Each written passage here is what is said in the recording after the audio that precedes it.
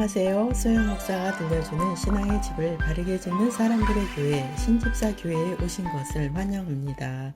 오늘 말씀은 영적인 삶으로 들어오십시오. 고린도후서 4장에서 6장까지의 내용을 전하겠습니다. 사도 바울이 전한 말씀을 통해 영적인 삶이 무엇인지를 깨닫는 시간이 되기를 바랍니다. 고린도후서 4장 18절 우리가 주목하는 것은 보이는 것이 아니요 보이지 않는 것이니 보이는 것은 잠깐이요 보이지 않는 것은 영원함이라. 사람은 인생을 살아가다가 보이는 것에 대하여 많은 실망을 하게 됩니다. 누군가는 보이는 사람과 좋은 관계를 맺기 위해 최선을 다하고 헌신을 해 보았을 것입니다. 그런데 보이는 사람이 자신을 인정해 주지 않을 때는 많은 실망을 하게 됩니다. 오늘 주시는 말씀을 깨닫는다면 이런 실망이 오히려 감사로 여겨지게 될 것입니다. 그 이유는 보이는 것에서의 실망이 성경 말씀을 통해서 해답을 얻을 것이기 때문입니다. 본문에 보이는 것은 잠깐이요 보이지 않는 것은 영원함이라. 여러분, 해답이 성경에 나옵니다. 성경은 보이는 것들은 잠깐 지나가는 것들이라고 알려주고 있습니다. 얼마나 다행인가요? 보이는 것이 전부였다면 땅에서 불합리한 대우를 받고 거짓말로 모함을 당하고 태어나면서부터 흙수저로 살고 타인에 의해 원치 않는 고통과 죽임을 당하는 사람들도 있기 때문입니다. 세상에 있는 것들은 잠깐 지나가는 것들이라고 성경은 말씀합니다. 우리는 이 땅에서의 고난은 잠깐 지나가는 것임을 믿고 우리는 영원한 천국을 바라보며 인내해야 합니다. 그러므로 우리가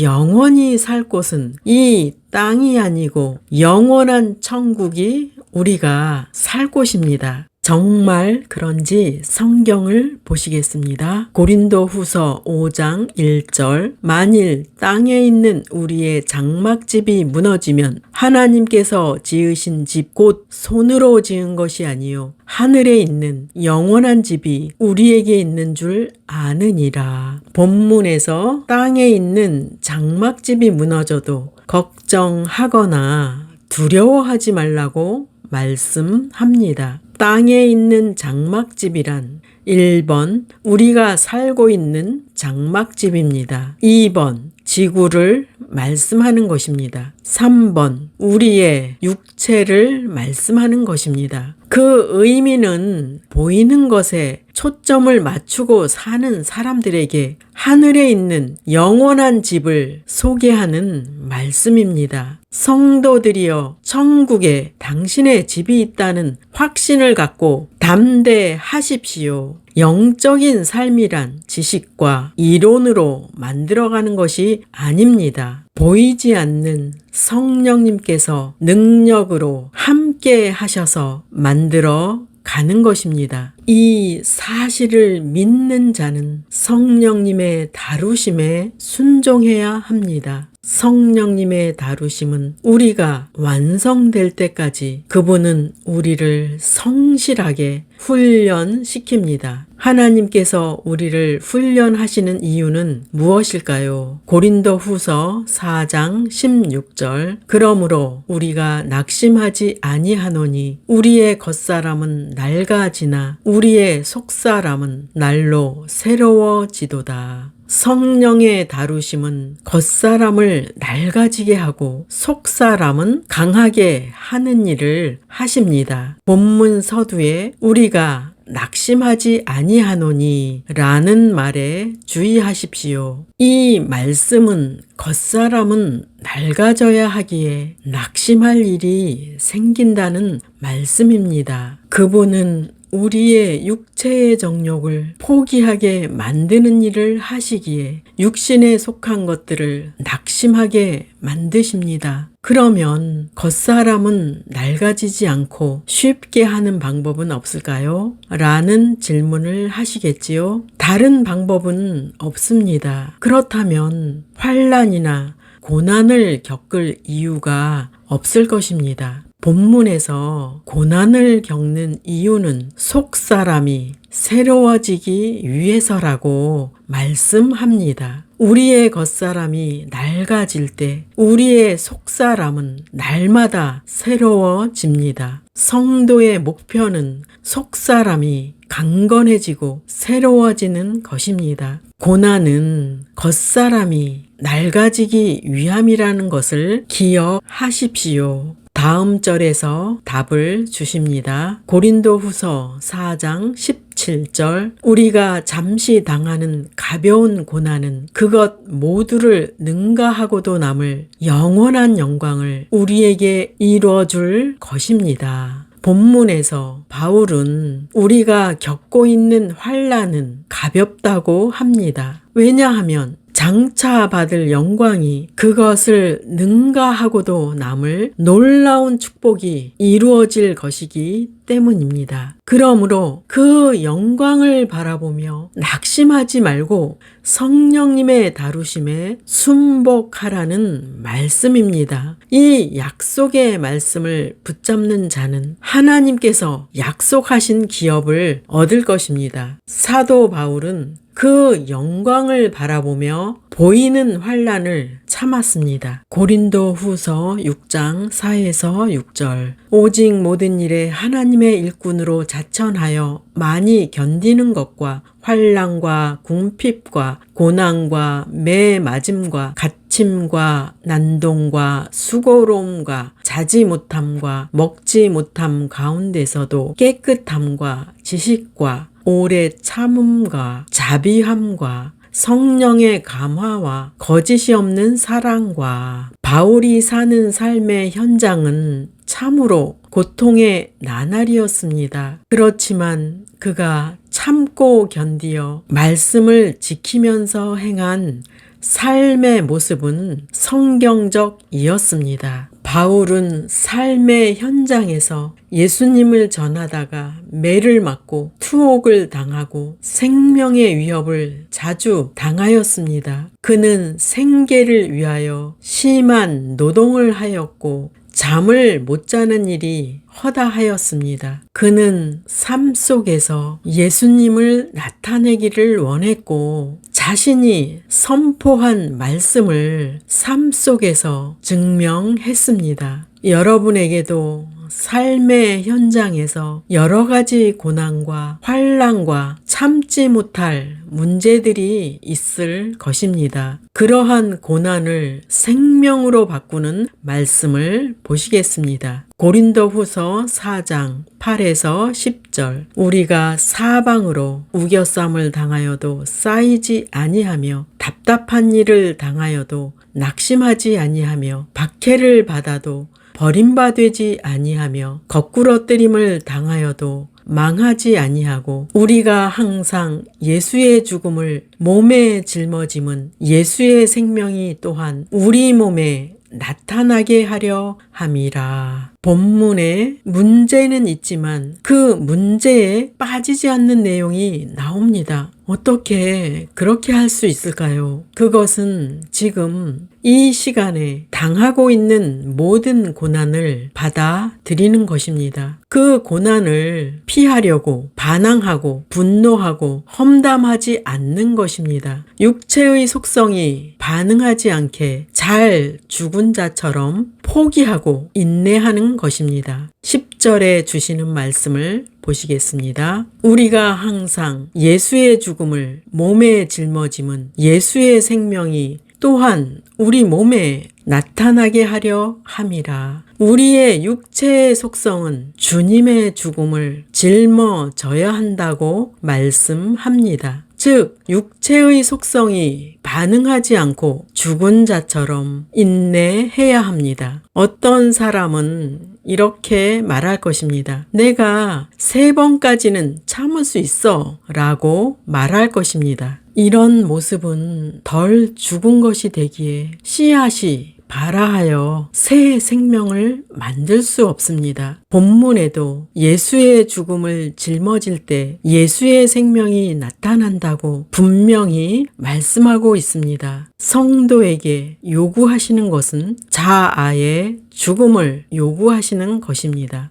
자아는 죄의 온상이기 때문입니다. 그리고 육체의 속성은 주님께서 주인이 되시는 것을 막는 최대의 원수이기 때문입니다. 완전히 죽은 자처럼 반응하지 않는 인내가 본문에서 주시는 주님의 생명을 체험하게 됩니다. 우리가 사방으로 우겨쌈을 당하여도 쌓이지 아니하며 답답한 일을 당하여도 낙심하지 아니하며 박해를 받아도 버림받지 아니하며 거꾸러뜨림을 당하여도 망하지 아니하고 놀라운 말씀이 아닌가요? 이 말씀을 여러분은 위로의 말씀으로 자주 사용하였을 것입니다. 이 말씀이 생명이 되려면 자아가 죽음에 넘겨져야 합니다. 그 후에 놀라운 말씀을 경험하게 될 것입니다. 그 놀라운 경험이란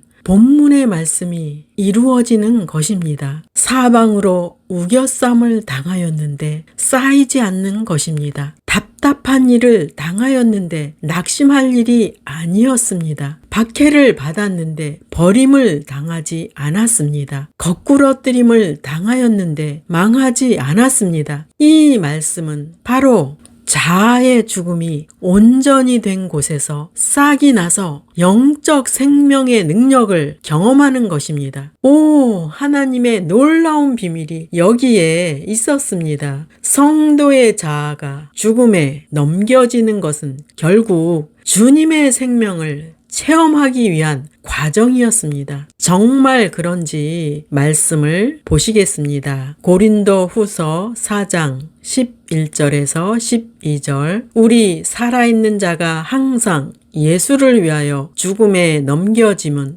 예수의 생명이 또한 우리 죽을 육체에 나타나게 하려 함이라. 그런즉 사망은 우리 안에서 역사하고 생명은 너희 안에서 역사하느니라. 우리가 받는 징계가 예수님의 생명을 모시기 위한 것이었습니다. 고난이 귀하고 소중한 예수님의 생명을 모시기 위한 것이라면 우리는 감사한 마음으로 받아야 할 것입니다. 자아의 죽음은 우리 안에 예수님의 생명이 나타나는 일이고 또한 우리를 따르는 자들에게 그 생명을 나타내는 일이 됩니다. 그 생명의 풍성함을 주시는 분은 우리 안에서 역동적으로 일하시는 성령 하나님이십니다. 성령님의 일하시는 말씀을 보시겠습니다. 고린도후서 6장 9에서 10절 무명한 자 같으나 유명한 자요 죽은 자 같으나 보라 우리가 살아있고 징계를 받는 자 같으나 죽임을 당하지 아니하고 근심하는 자 같으나 항상 기뻐하고 가난한 자 같으나 많은 사람을 부요하게 하고 아무것도 없는 자 같으나 모든 것을 가진 자로다. 바울은 겉사람과 속사람을 반복하여 말씀하고 있습니다. 우리의 겉사람은 무명한 자로, 죽은 자로, 징계를 받는 자로, 근심할 일이 많아 보이는 자로, 가난해 보이고 아무것도 없는 자같이 됩니다. 이런 겉사람의 상실은 예수님의 생명을 소유하기 위한 영적인 도약을 위한 발판입니다. 사도 바울은 이런 상실을 현실에서 경험하였습니다. 1번 어떤 사람들은 바울을 무명한 자로 여겼습니다. 반면에 다른 사람들은 그를 유명한 자로 대우했습니다. 무명한이라는 말은 무시하다, 등한시하다 라는 의미입니다. 어떤 사람들은 하나님의 사역자와는 결코 어떠한 관계도 갖기를 원치 않았습니다. 그러나 다른 사람들은 바울이 그들에게 행한 일과 교회를 통해 사람들에게 행한 일로 인해 그를 사랑했습니다. 어떻게 사람들이 바울을 대했든지 간에 그는 복음과 믿는 사람들을 위해 인내했습니다. 2번, 바울은 죽은 자로 취급당했으나 그는 살았습니다. 어떤 사람들은 바울을 분별없고 어리석은 자로 여기며 그를 배척하였습니다. 그들은 바울이 억울하게 고난을 당하다가 죽을 운명에 처할 자로 여겼습니다. 그러나 다른 사람들은 그가 영생을 발견한 자요, 천국의 비밀을 간직한 자로 믿고 따랐습니다. 바울은 진리를 알았기에 사람들이 그 진리를 깨우치는 일이라면 최선을 다했습니다. 그러므로 그는 생명의 싹을 틔우기 위해 죽기까지 자신에게 주어진 고난을 견디었습니다. 3번, 바울은 징계를 받았으나 죽임을 당하지 않았습니다. 징계를 받는다는 말은 고난을 당한다는 의미입니다. 바울은 그리스도를 위해 끊임없이 고난을 당했으며 다른 사람들의 구원을 위해 기꺼이 징계받았습니다. 어떤 사람도 환경도 하나님께서 바울을 하늘나라로 데려가시는 그날까지 그를 죽일 수 없었습니다. 바울은 그리스도를 증거하는 일이라면 어떤 고난도 어떤 징계도 그는 인내하였습니다. 4번, 바울은 근심하는 자 같으나 항상 기뻤습니다. 세상적이고 육신적인 자들이 바울을 볼 때는 기뻐할 것이라고는 전혀 없는 자로 여겨졌습니다. 세상 사람들이 볼 때는 친교도 할 줄도 모르고 세상 사람과 어울리지 않는 분리주의자로 보였을 것입니다. 바울은 그런 세상 사람들에게 예수님의 사랑을 전해 주었습니다. 그의 마음은 성령께서 주시는 내적인 기쁨이 넘쳤습니다. 5번, 바울은 가난한 자 같으나 많은 사람을 부욕해 하였습니다. 바울은 순회 전도자로서 세상 사람들의 눈에는 거처도 없었고 가족도 없었습니다. 그는 육적으로는 가진 것이 전혀 없었지만 구원받은 영혼들을 새로운 가족으로 목숨을 바쳐서 사랑했습니다. 바울은 참된 부요함의 근원이신 하나님을 소유한 자였습니다. 그는 부요함의 근원이신 하나님을 다른 사람들에게 나누었습니다. 그는 사람들이 영원한 보화이신 하나님을 어떻게 소유할 수 있는지 전해 주었습니다. 바울은 자기의 삶을 통해 겉사람의 상실은 예수의 생명이 나타나게 하는 것임을 알려주었습니다. 그는 예수의 생명을 바라며 멈추지 않고 끝까지 인내하였습니다. 바울은 믿는 자들에게 분명한 선택을 하라고 명령합니다. 고린도 후서 6장 14절에서 16절, 너희는 믿지 않는 자와 멍에를 함께 매지 말라. 의와 불법이 어찌 함께하며 빛과 어둠이 어찌 사귀며 그리스도와 벨리알이 어찌 조화되며 믿는 자와 믿지 않는 자가 어찌 상관하며 하나님의 성전과 우상이 어찌 일치가 되리요. 우리는 살아계신 하나님의 성전이라. 이와 같이 하나님께서 이르시되 내가 그들 가운데 거하며 두루 행하여 나는 그들의 하나님이 되고 그들은 나의 백성이 되리라. 진정으로 믿는 자와 믿지 않는 자는 근본적으로 다릅니다. 1번,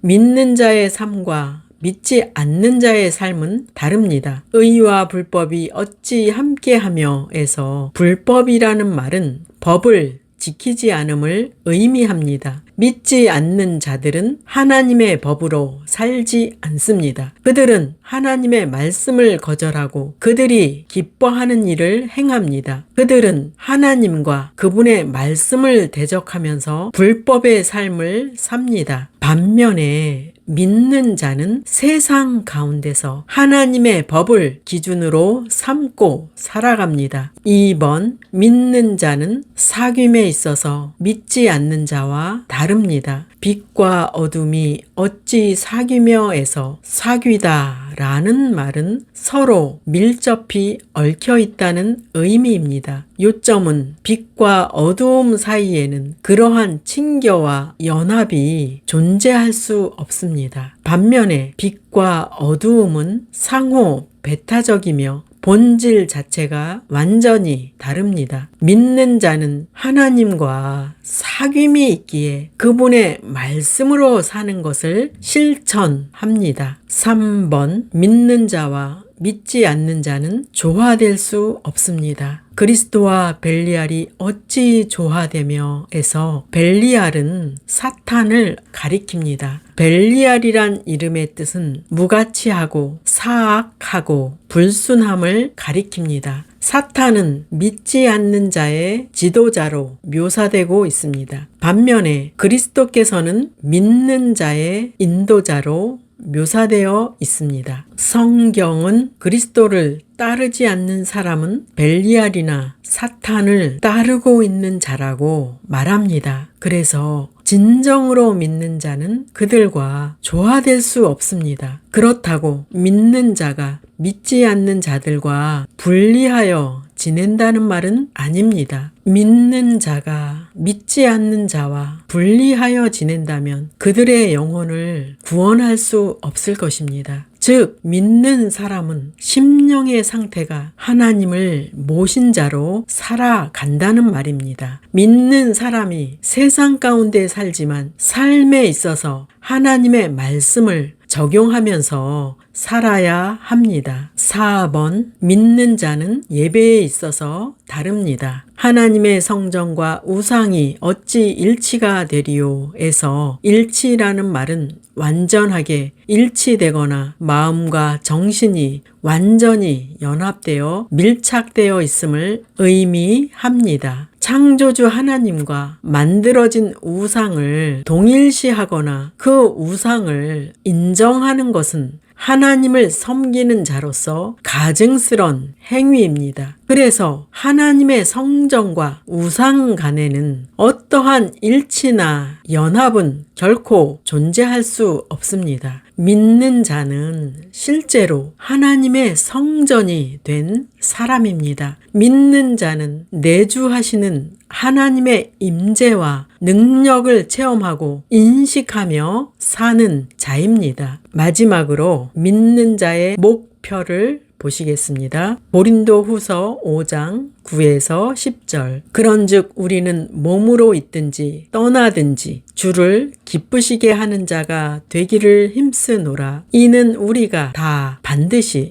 그리스도의 심판대 앞에 나타나게 되어 각각 선악간에 그 몸으로 행한 것을 따라 받으려 함이라. 성도는 예수님의 피로 하나가 되었고 그분은 우리 안에 거하십니다. 성도는 주님과 연합된 자로서 그분과 떨어질 수 없는 결속력으로 묶인 자가 되었습니다. 그래서 이 땅에서 살아가는 동안 주를 기쁘시게 하는 것이 최종 목표가 되어야 합니다. 그래야 하는 이유는 사람은 누구든지 그리스도의 심판대 앞에 서야 하기 때문입니다. 믿는 자는 지옥 심판은 두려워하지 않습니다. 이미 구원의 약속을 보장받았기 때문입니다. 믿는 자의 목표는 상급을 받는 것을 위하여 믿음의 경주를 해야 합니다. 오늘 영적 삶으로 들어오십시오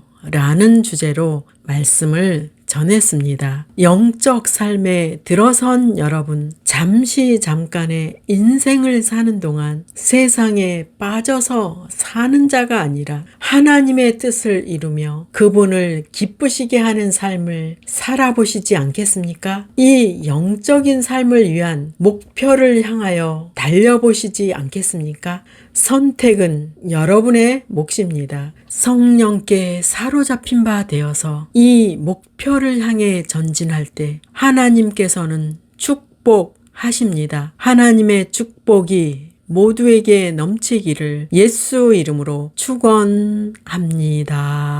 마지막 시대를 살아가는 하나님의 백성 여러분, 교회는 다니지만 예수님을 그리스도로 믿지 않는 여러분, 하나님에 대해서 예수님에 대해서 잘 모르시는 여러분, 가나안 성도 여러분, 우리 함께 성경에 근거해서 성령의 능력으로 신앙의 집을 말씀대로 바르게 건축하도록 합시다. 누구나 유튜브에서 신집사 교회를 구독하심으로 신집사 교회 사역에 동참할 수 있습니다. 신집사 교회를 통해 영상으로 선교하는데 동참하기를 원하시는 분들과 함께 연합하기를 원합니다. 아브라함 목사에게 언제든지 연락 주십시오. 우리 주 예수 그리스도의 이름으로 축복하고 또 축복합니다.